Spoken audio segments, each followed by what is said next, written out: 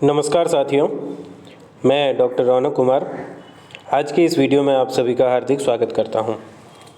साथियों, आज के इस वीडियो में हम आचार्य भर्तृहरि विरचित नीति शतकम के 12वें श्लोक के बारे में चर्चा करते हैं।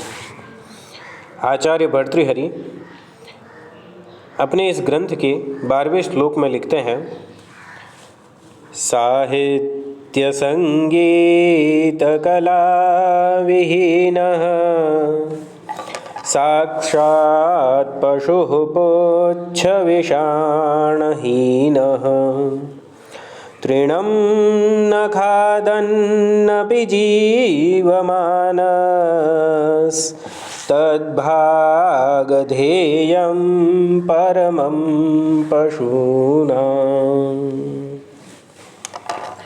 इस श्लोक में आचार्य हमारे जीवन में साहित्य, संगीत और कला इनके महत्व के बारे में बताते हैं। वो कहते हैं कि साहित्य संगीत कला विहीनः, साहित्य संगीत और कला से विहीन, रहित जो व्यक्ति अपने जीवन में न साहित्य पढ़ता है, न संगीत में रुचि रखता है, न कला में किसी तरह से रुचि रखता है, अर्थात एक हमारे जीवन को उन्नत बना देने के ये साधन होते हैं।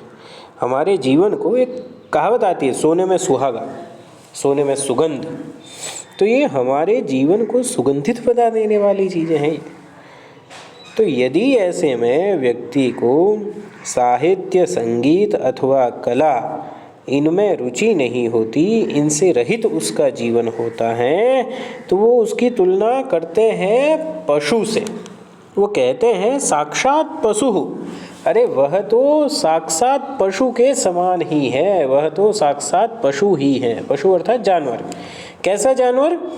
पुच्छ विषाणहीनः, पूंछ और विषाण, विषाण अर्थात सींग, पूंछ और सींगों से हीन अर्थात रहित पशु के समान ही है। पशु के अंदर, पशु के पूंछ होती है, सींग इत्यादि होते हैं, इस तरह से उसकी एक निशानी होती है, ठीक है। लेकिन जो व्यक्ति साहित्य, संगीत और कला से रहित होता है, उसमें वो निशानियां नहीं होती, लेकिन वह होता साक्षात पशु के समान ही है। और वो कहते हैं तृणम न खादन अपि जीवमानः, वह तृण अर्थात घास, घास को बिना खाए जीते हुए, वह जीवित तो रहता ही है, मनुष्य है, अपना जीवन जीता है, भोजन करता है, घास वगैरह नहीं खाता। तो कहते हैं तद भागधेयम परमं पशूनाम, क्या रे यह तो पशुओं का परम सौभाग्य है। कैसे? कि भाई देखो, यदि वह व्यक्ति पशु होता तो पशुओं के हिस्से की घास इत्यादि खाता है कि नहीं। अब वो पशुओं के हिस्से की घास इत्यादि भी नहीं खा रहा है, लेकिन वास्तव में वह पशु के समान ही होता है।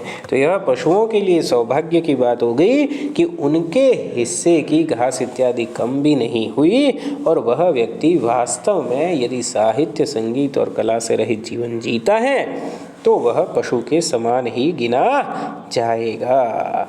धन्यवाद।